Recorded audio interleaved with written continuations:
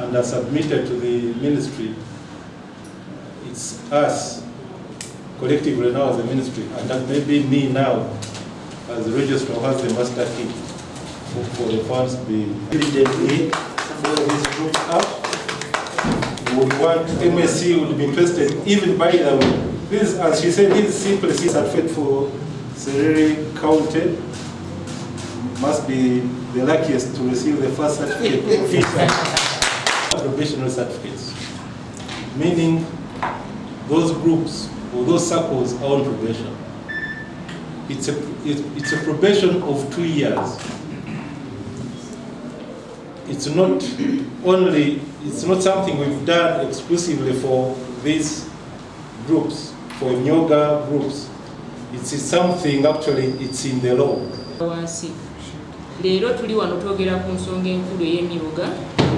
Microfinance Support Center kye kitongole ekikwataganyisa emirimu gya emyoga mu Uganda. So this is a dummy check for emyogas in Serere district. We have disbursed a total of the emyogas in Kalaki district, and this fund is a revolving fund. Kindly pass over a message. It's a revolving fund and we expect them to use the funds well. There is additional money that is coming on board for those who are going to utilize this fund well. Thank you.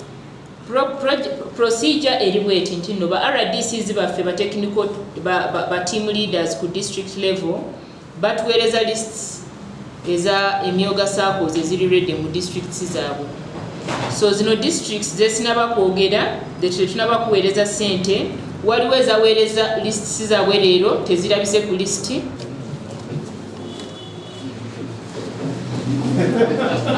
Mulimu okuba nti akasente kano katono kubanga bw'owa ekyokulabirako nze mu district eyange y'eruuka nina aba produce dealers bangi nnyo bawera 2,500 naye obawe miliyoni 3 obanga asudde akati. Giving this country and for this program of Nyoga.